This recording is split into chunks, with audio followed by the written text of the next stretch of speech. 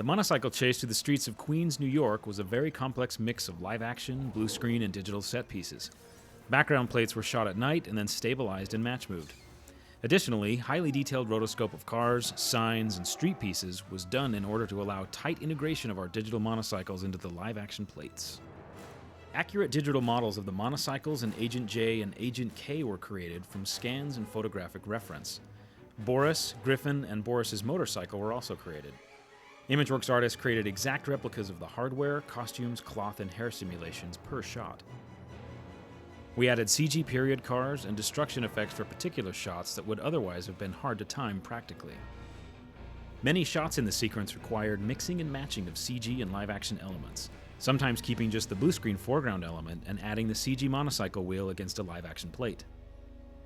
For a stunt involving Agent J riding up over the top of a car, the plate was first match moved.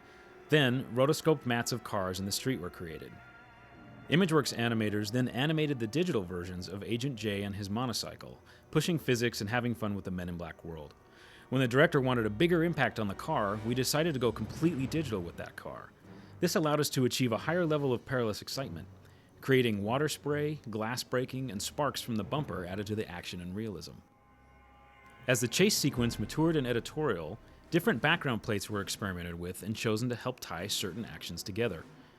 We created fully digital models of Boris, Griffin, and then the two of them together on Boris's motorcycle, once again completely matching the live-action shots. Cloth simulations, light interaction, and water sprays were created and integrated. An elaborate vehicle crash and pileup was designed and shot, but later in editorial, the filmmakers wanted to have a couple more angles on the action that didn't get originally filmed.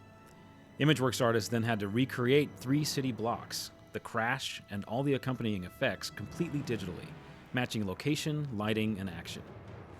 Detailed surveys and HDR photographs were taken of the location during our nights of filming. This reference was used as the basis for the digital build. Artists then skillfully built, textured, and lit all the hundreds of pieces that went into creating 3 complete blocks of Queens, New York. Puddled water, light flares, period cars, and lots of wear and tear on the streets and buildings were all combined to create the photoreal environment. For the actual semi-trailer truck crash, animators combined keyframe animation and simulation to achieve the dynamic interaction between the truck, box truck, bus, and street.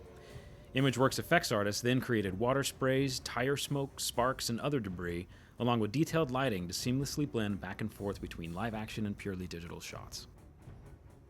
When we needed more aggressive action out of a certain blue screen element, we decided that it would give us more control and expression to recreate that element completely digitally. We redressed our digital Queen streets and added new backlights. Keyframe animation for the main characters and motorcycle were then enhanced with dynamic cloth simulation, destruction effects, and water spray simulations to accurately allow the cutting back and forth between live action and CG. Ultimately, the monocycle sequence utilized a dizzying array and combination of techniques: live action backgrounds, fully digital backgrounds, CG characters combined with on-set photography, CG vehicles with live action characters, and a diverse range of effects. ImageWorks artists use cutting-edge techniques in lighting and simulation to seamlessly create the chase across entire city blocks, all the while keeping the audience in the heart of the action.